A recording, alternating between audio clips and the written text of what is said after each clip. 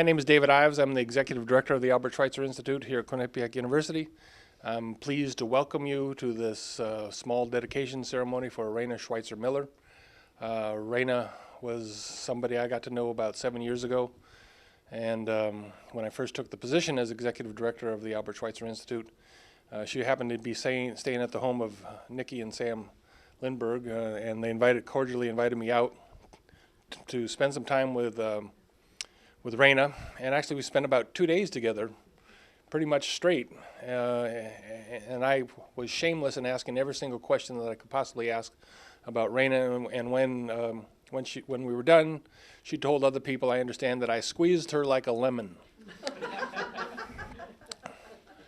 But that was my first encounter with her, and of course I've done a lot of reading about Schweitzer and about a lot of the hospital and all that was done in Africa.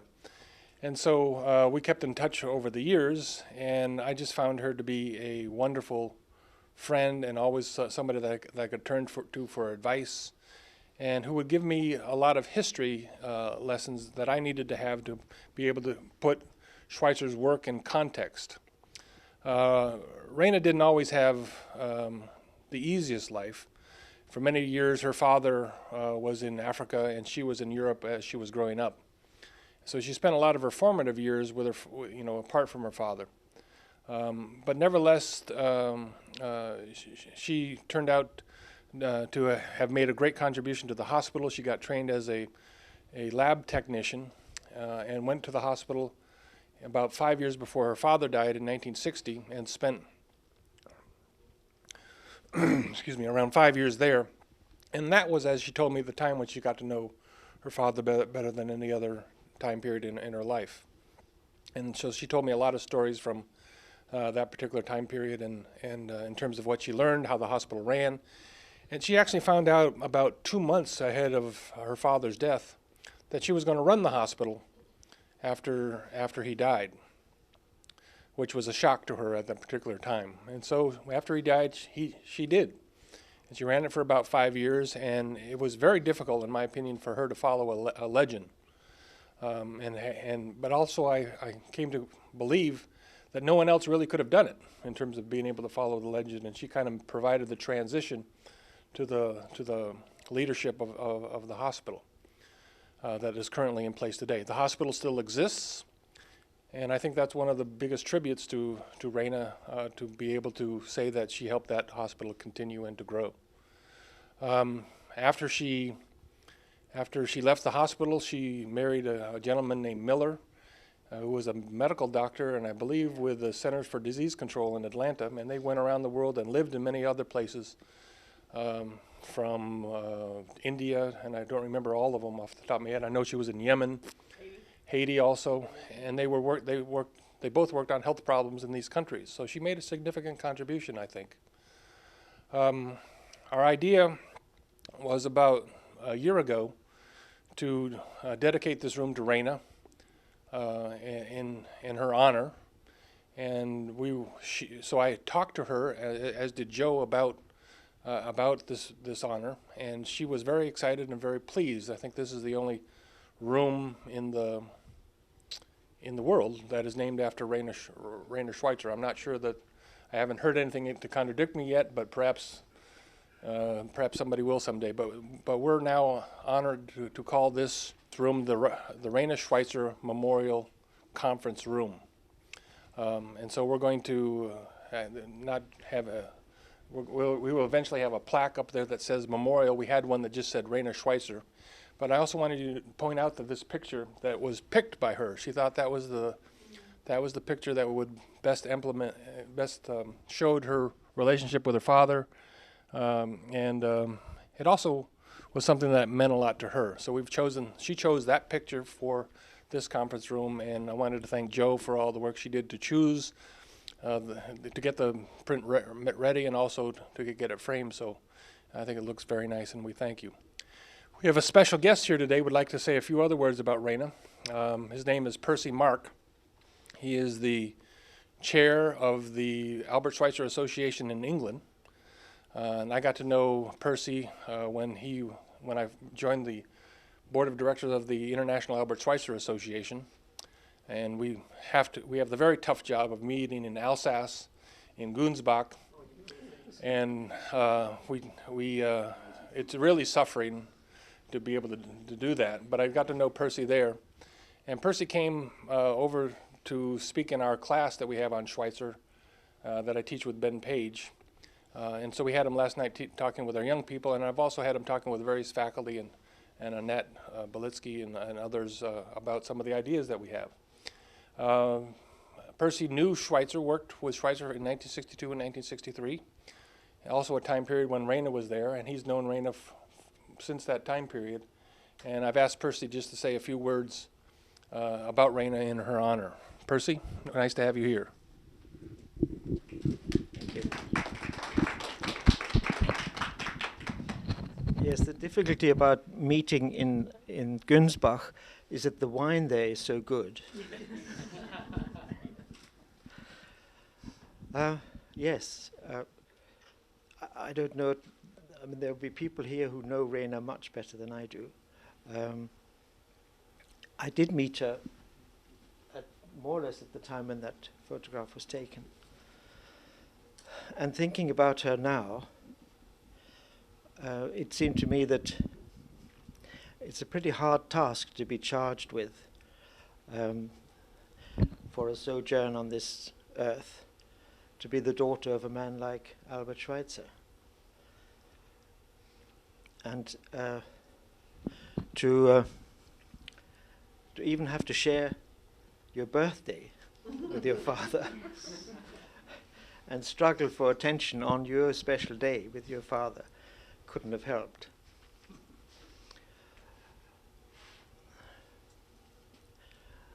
But I mean, she reached the same wonderful age of 90, carrying this load and doing this task, to my mind, in a very valiant and courageous way. I had no contact with Rhena until I began to go to the meetings in Günzbach and joined the board of directors. And there Rhena used to come every year and join in these meetings. And then we talked about the old days, and we had good times together. She was always very magnanimous and kind to me. And she was always very supportive of what we tried to do in England. And it was she who pointed me on several occasions in the direction of the statement that her father made, that it was his written work and his philosophy that was the legacy that he wanted to leave to mankind, and that was the structure that was not to fall. And she was very supportive of our efforts to turn the attention of the whole Schweitzer Association in that direction. I much appreciated her support. She was about to be the keynote speaker, I guess, at a conference that you were giving, David, here at the Albert Schweitzer Institute. And she was staying with us, and unfortunately she had a stroke while she was with us and ended up in the hospital. And the next morning we went to see her, and the doctors came to see her, and she said, "I want out of here." And the doctors said, no, I'm sorry, you're not going out of here. And she said, "Oh, yes, I am." And she looked at us and she said, "I am, aren't I?"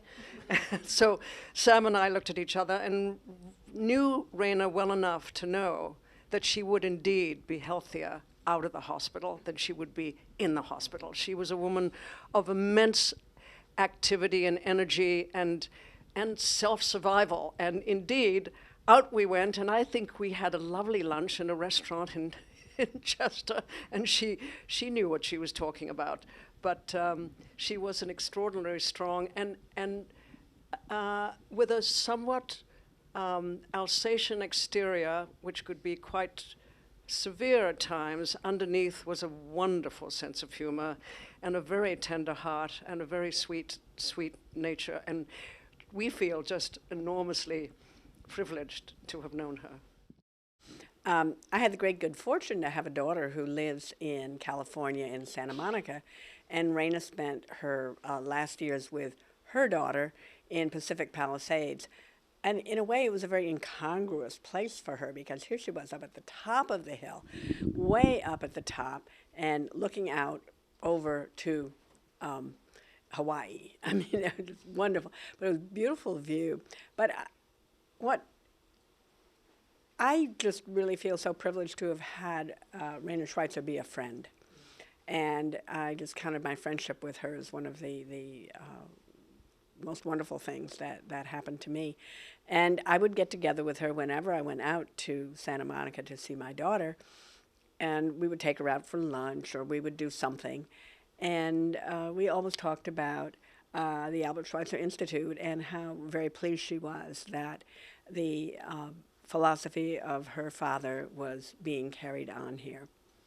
One of my favorite stories about Rhena was the fact that sometimes when the hospital would get the baby gorillas or the baby chimpanzees because the parents would have been killed, and they would bring the babies to the hospital.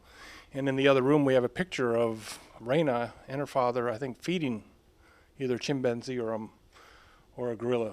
And she was taking, when they got too big and they really couldn't go back to the jungle, they would get donated to zoos.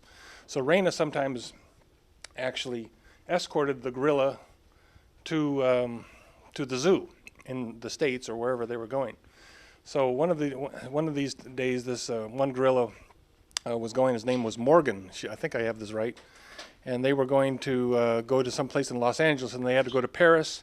They landed at the main Paris airport, what is now de Gaulle, and then had to go over to Orly, and somewhere the gorilla got lost somewhere between the Charles de Gaulle airport and the Orly airport.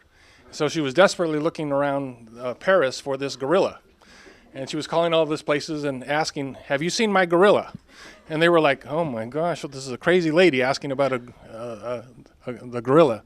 And finally, she was waiting in the airport, and she heard over the loudspeakers, "Could Mrs. Morgan come please get her package?" And so they got her name mixed up with the gorilla, which she thought was very funny. But for me, I want to just say the last thing about Rhena for tonight. I want to emphasize what both Nikki and Jen said, and that is when she drilled into me that the most important part of her father's legacy was reverence for life. The idea that all living beings that have a will to live, plants, animals, and humans, deserve tremendous respect, and we need to think very clearly and for a long time to make sure all alternatives have been taken and thought of before we destroy anything that is life. And she felt that was more important than the hospital. She felt that was more important than anything else. That was what she said, and I have it on tape in at least a couple of places that she said that. And so that's something that I really believe. The word in German, as I understand it, is better translated as the word awe. That if we are in awe of all life, the kind of feeling that you get when you're on top of a mountain looking at the view, or when you're in a big storm kind of marveling at the power of the storm, that is the kind of awe, the way we should look at others. And my understanding that is from the German is that word has a connotation of service to others also. And so that's what we try to do here at the Schweitzer Institute, and I think we've had some success over the past years since we've been here, but that is something that I always try to keep in mind. In terms of the commentaries, the people that we bring here, the trips that we do, the way we cooperate with other faculty, that is what I'm trying to do. And for me, it's not only a job, it's a personal call, because for most of my life, I was the son of a Presbyterian minister. So I had a time when I was pretty rebellious against some of the philosophies and ideas of my father. In fact, I was pretty interested in sinning, and especially in college, as I learned to enjoy the nectar of the grape or the hops or whatever it is. But for me, finding Schweitzer was a home when I came here. I found it personally fulfilling to be able to promote somebody that believed in service, that had an ethic of life that was acceptable to any human being, that could be consistent with almost any religion, and could be kind of a foundation for us to change the world on. And so it's not only something that I do enjoy doing in my job, but I feel like I finally kind of have a spiritual home working in this position. And Rhena really helped me be able to understand all that, and I will always be grateful to Rhena for what she did. Thank you all for coming. We really appreciate your time. And Rhena, I hope you are happy with what we've done, and we'll continue to be happy, all of you, with what the Schweitzer Institute does here at Quinnipiac University and around the world. Thanks.